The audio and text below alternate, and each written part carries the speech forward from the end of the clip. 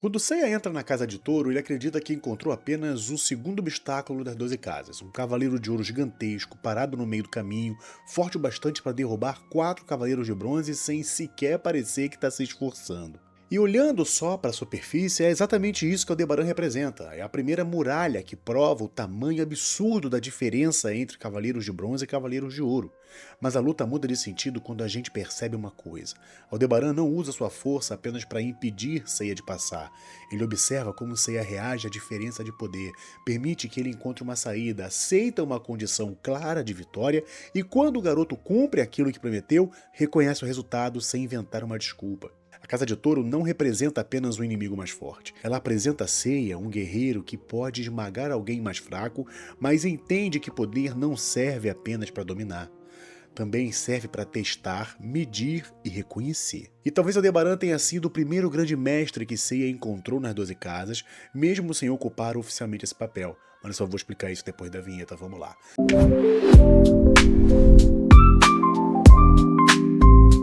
Salve meu nerd, bem-vindos ao Migrante Nerd, deixa aí o seu like que no final você vai acabar se esquecendo. A situação que Seiya chega às 12 casas não permite uma luta comum. Saori está caída na entrada do santuário, atingida por uma flecha dourada. As chamas do relógio estão queimando. Cada minuto gasto diante de um cavaleiro de ouro reduz o tempo que os cavaleiros de bronze têm para atravessar as 12 casas e salvar Athena. Pouco antes, na casa de Ares, Mu já tinha explicado o problema central daquela missão. Os Cavaleiros de Ouro dominam o sétimo sentido. Eles conseguem atacar na velocidade da luz. Seiya, Shiryu, Ryoga e Shun não vão superar aquela diferença apenas repetindo as técnicas que eles já conhecem. Eles precisam alcançar um nível de cosmo que até aquele momento nenhum deles consegue controlar de verdade. Aldebaran é a primeira demonstração prática dessa diferença. Seiya tenta abrir caminho com os meteoros de Pégaso para que os outros atravessem a casa. O plano dura quase nada. Aldebaran continua no mesmo lugar e derruba Shiryu, Yoga e Shun com uma facilidade assustadora. A mensagem parece simples: ninguém vai passar enquanto ele estiver de pé. Só que Aldebaran não se comporta como alguém desesperado para provar que é superior. Ele já sabe que é superior. Essa diferença é muito importante. Aldebaran não precisa perseguir Seiya pela casa, gritar que é invencível ou transformar cada golpe numa defesa do próprio orgulho. Ele cruza os braços e deixa claro que um cavaleiro de bronze ainda não merece nenhuma postura de combate completa. Isso humilha Seiya? Claro que humilha. Mas não porque Aldebaran esteja tentando destruir a confiança dele. A humilhação vem da distância real entre os dois. Seiya finalmente está diante de alguém que não pode ser vencido apenas com coragem, com insistência e mais uma sequência de meteoro de Pégasos. O grande chifre parece surgir sem movimento. Aldebaran mantém os braços cruzados, ataca e volta à posição defensiva rápido demais para que Seiya enxergue. É o princípio do Iai. O golpe acontece entre um instante em que a espada sai da bainha e um instante que ela retorna. Para Seiya, aquilo parece impossível, e Aldebaran faz algo curioso nesse momento. Ele oferece uma saída. Seiya pode pegar os amigos e abandonar o santuário. Isso não torna Aldebaran um homem gentil. Ele está enfrentando alguém que ele acredita fazer parte de uma revolta no santuário. Ele ataca com força suficiente para deixar Seiya inconsciente e chega a pressionar o corpo dele contra o chão da Casa de Touro. A luta é real e o risco também. Mas a oferta mostra que Aldebaran não precisa da morte de Seiya para se sentir vitorioso. Ele não está procurando um cadáver, ele está exigindo uma resposta. Seiya poderia recuar? Poderia aceitar que aquela diferença era grande demais? Poderia abandonar a missão quando encontrou alguém que a sua força atual não conseguia alcançar? A resposta, como sempre, é não. E é aqui que a luta começa a funcionar como uma aula. Não porque Aldebaran pare de atacar para explicar uma técnica. Quem oferece a chave é Marin, através da lembrança do treinamento de Seiya. Uma espada desembainhada perde a vantagem no primeiro movimento. Para vencer o Iai, Seiya precisa obrigar Aldebaran a abandonar a posição perfeita em que o ataque e defesa são praticamente a mesma coisa. Ou seja, Seiya não precisa ficar mais forte que Aldebaran de uma vez. Primeiro ele precisa entender o problema. Essa é uma diferença enorme. Até então, a força de Aldebaran parece uma parede sem rachadura. Quando Seiya compreende o funcionamento do grande chifre, a parede continua gigantesca, mas deixa de ser incompreensível. Existe um ponto de entrada. Seiya eleva o cosmo, concentra os meteoros e transforma a sequência de golpes numa força capaz de romper a postura de Aldebaran. Pela primeira vez, o Cavaleiro de Touro precisa descruzar os braços. Seiya ainda não venceu, ele apenas criou uma brecha. Mas contra alguém que parecia inalcançável, criar uma brecha já muda tudo. É nesse momento que Seiya faz sua própria aposta. Ele diz que vai quebrar um dos chifres do elmo de Aldebaran. Esse detalhe tem que ser colocado no lugar certo. Não é Aldebaran quem inventa o desafio do chifre desde o começo. Seiya escolhe escolhe esse objetivo. Aldebaran escuta, considera a ideia quase impossível e aceita.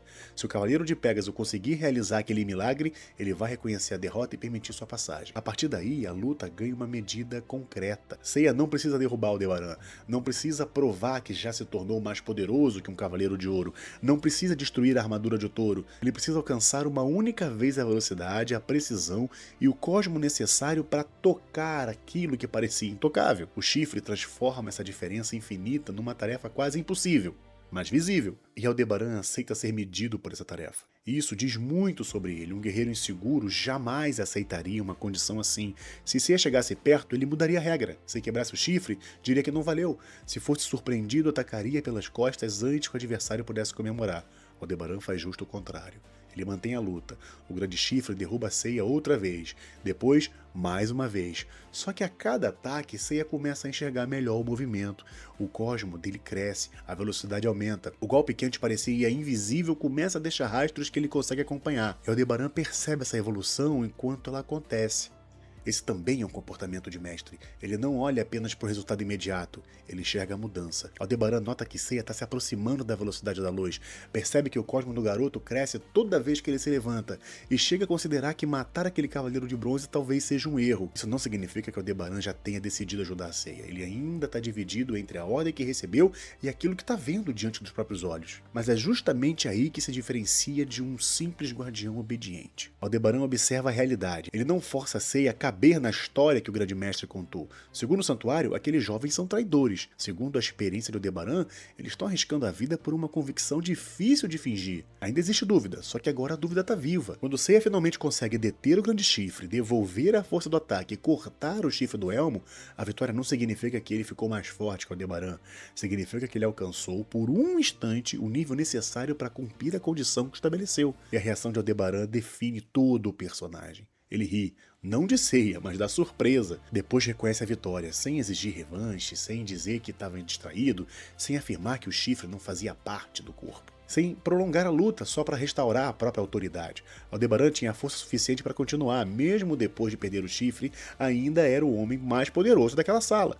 Se ele quisesse transformar o combate numa disputa de resistência, provavelmente Seiya não teria condições de sustentar muito mais. Mas esse nunca foi o acordo. Seiya cumpriu a sua parte, Aldebaran cumpre a parte dele. Nesse instante que a força física deixa de ser a qualidade mais importante do Cavaleiro de Touro. O que realmente separa Aldebaran de muitos cavaleiros poderosos não é o grande chifre, é a capacidade de reconhecer quando o objetivo da luta já foi alcançado. Parece pouco, só que não é.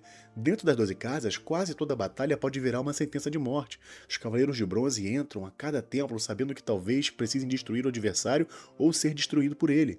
Na Casa de Touro, Aldebaran mostra que um confronto não precisa terminar com a aniquilação de alguém para revelar a verdade. Ele já descobriu o que precisava descobrir sobre Seiya. O garoto não era forte o bastante para dominar um Cavaleiro de Ouro, mas possuía coragem, leitura de combate e capacidade de elevar o cosmo quando tudo parecia perdido. E o mais importante, ele estava disposto a colocar sua própria vida naquela convicção. Continuar atacando depois disso não provaria que Aldebaran era forte, só provaria que ele precisava humilhar alguém mais fraco para proteger a imagem que tinha de si mesmo. E Aldebaran não precisa disso.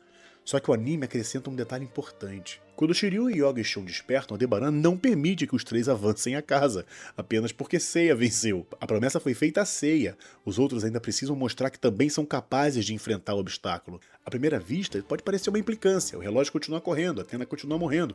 E Aldebaran acabou de reconhecer que aqueles jovens talvez não sejam os traidores descritos pelo grande mestre. Mesmo assim, ele bloqueia o caminho. Por quê? Porque deixar os três passarem sem nenhuma prova poderia ser mais confortável, mas não prepararia ninguém para o que existe depois da Casa de Touro. Shiryu e Yoga e Shun atacam juntos. A combinação dos cosmos consegue prender e congelar os braços de Aldebaran, impedindo que ele use o grande chifre da mesma maneira. Então ele permite a passagem. Mas deixa um aviso. Diante dos próximos Cavaleiros de Ouro, não bastará depender sempre da força do grupo. Cada um vai precisar despertar o próprio sétimo sentido. Essa talvez seja a lição mais direta de Aldebaran. Ele reconhece o valor da união, mas não deixa que os Cavaleiros de Bronze confundam um resultado coletivo com um crescimento individual. Os três encontram uma forma de superar aquele momento juntos. Isso não significa que cada um já esteja pronto para as lutas que vai enfrentar sozinho. Aldebaran não entrega a solução das próximas casas. Ele apenas aponta a insuficiência que eles ainda carregam ali. É assim que um bom teste funciona. Ele não existe para declarar que o aluno é incapaz. Ele existe para mostrar exatamente que ainda existe uma falha. Seiya sai da Casa de Touro sabendo que pode tocar o nível dos Cavaleiros de Ouro, mas também sabendo que esse nível não permanece disponível só porque ele apareceu uma vez. Shiryu e Yoga Shun saem sabendo que a união abre caminhos, mas que haverá momentos em que cada um terá de produzir sozinho o cosmo que o grupo acabou de alcançar. Aldebaran também não sai igual daquela luta. Depois que os Cavaleiros de Bronze seguem adiante, Mu aparece na Casa de Touro. A conversa entre os dois revela que Aldebaran poderia ter sido muito mais destrutivo. Mu questiona por que ele permitiu a passagem, e Aldebaran admite que aquilo que viu não combina com a versão apresentada pelo Grande Mestre. A convicção dos quatro era verdadeira. A fé deles em Saori como Athena não parecia uma mentira criada por invasores. Aldebaran começou a luta testando Seiya, mas terminou sendo testado por ele. Essa inversão completa o sentido da Casa de Touro. Um mestre de verdade não é apenas alguém capaz de ensinar. Também precisa ser alguém capaz de rever o próprio julgamento quando o outro demonstra algo que ele não esperava. Aldebaran poderia se esconder atrás da hierarquia, poderia dizer que não importava o que tinha visto, porque a ordem do grande mestre era absoluta. Poderia tratar a dúvida como fraqueza. Em vez disso, permite que a experiência confronte a ordem. Isso não faz dele um rebelde imediato. Ele não abandona o santuário naquele segundo, nem resolve sozinho todo o mistério das 12 casas. Mas ele deixa de agir como uma extensão cega da autoridade. Seiya não quebra apenas o grande chifre. Ele abre uma rachadura na certeza de Aldebaran. E o Cavaleiro de Touro tem humildade suficiente para não esconder essa rachadura de si mesmo. Por isso, chamar Aldebaran de mestre informal não significa transformar aquela batalha numa aula gentil. Ele quase mata Seiya. Seus golpes são violentos. Ele acredita, pelo menos no início, que está defendendo o santuário de uma ameaça. A grandeza dele não está em fingir que o combate não é sério, está em não permitir que a seriedade vire crueldade sem propósito. Aldebaran exige muito, mas não muda a regra depois que Seiya consegue cumprir. Ele impõe resistência, mas não tenta apagar o mérito do adversário. Ele protege sua casa, mas continua pensando. Ele corrige os Cavaleiros de Bronze, mas também aceita ser corrigido pelo que ele testemunha. Existe uma diferença enorme entre um guerreiro que fortalece alguém e um guerreiro que só quer fazer alguém se sentir pequeno. Os dois podem ser duros, os dois podem vencer com facilidade, os dois podem colocar limites. A diferença aparece no que fazem quando a pessoa mais fraca finalmente cresce. Quem precisa dominar o outro encontra uma nova forma de diminuir a conquista. Quem realmente respeita o crescimento reconhece o momento em que alguma coisa mudou. Aldebaran reconhece. Talvez seja por isso que a sua derrota pareça tão diferente. Tecnicamente, ele perde apenas um chifre, continua de pé, continua poderoso e continua capaz de lutar, mas aceita aquela marca como prova suficiente porque entende o significado dela. O chifre quebrado não diz que Seiya superou toda a força de Touro. Diz que durante alguns segundos o Cavaleiro de Pégaso deixou de ser apenas um garoto completamente impotente que entrou naquela casa. Ele observou, aprendeu, aumentou o cosmo, alcançou a velocidade necessária e cumpriu a palavra que tinha dado. Aldebaran não precisa ser derrotado por completo para reconhecer essa transformação. Essa é a verdadeira aula. O poder de um guerreiro não aparece apenas na quantidade de força que ele consegue usar, também aparece na quantidade de força que ele não precisa usar depois que a verdade já ficou clara. Na Casa de Touro, Aldebaran poderia ter provado que era superior até o corpo de Seiya não se levantar mais. Verdiço reconheceu um instante que Seiya mereceu continuar. E ao fazer isso, ensinou algo que vai muito além do sétimo sentido. Um guerreiro poderoso não precisa destruir emocionalmente alguém mais fraco para poder fazer essa pessoa crescer. Ele pode criar um limite real, exigir tudo que o outro consegue oferecer, observar a mudança e ter grandeza suficiente para dizer: parabéns, você conseguiu. No chão da Casa de Touro fica um chifre de ouro quebrado. Seiya leva adiante algo ainda mais importante. A certeza de que a distância entre ele e os Cavaleiros de Ouro não era uma condenação, era um limite que podia ser alcançado. E Aldebaran permanece na casa com uma certeza quebrada também. A ordem do Grande Mestre talvez não valesse mais do que aquilo que ele tinha acabado de ver com os próprios olhos. E os dois saem transformados daquela luta. Seiya aprende que pode alcançar o impossível. Aldebaran lembra que força sem julgamento é apenas obediência armada. Por isso ele não foi apenas o primeiro grande obstáculo das 12 casas. Foi o primeiro Cavaleiro de Ouro que mostrou a Seiya como alguém realmente poderoso deve tratar quem ainda está tentando crescer. Então, esse Manete, espero que vocês tenham gostado. Deixe seu like, seu comentário, se inscreva no canal, nos ajudar o canal aqui, quer que eu te dá, mas não faz qualquer compra, ele ajuda o canal pra caramba, e você não faz ideia, sem gastar R$1 a mais do que você queria gastar, beleza? Se ajudar o canal mais diretamente, você pode fazer aqui pelo PixGG, você manda lá e manda uma mensagem, a gente traz aqui e conversa sobre ela. Ou você pode usar aqui tudo no YouTube, valeu demais, se tornar membro, hypar, mas o seu engajamento, ele ajuda já pra caramba. Espero você no próximo vídeo. Forte abraço. E muito obrigado aos membros do canal que permitem que este trabalho continue acontecendo.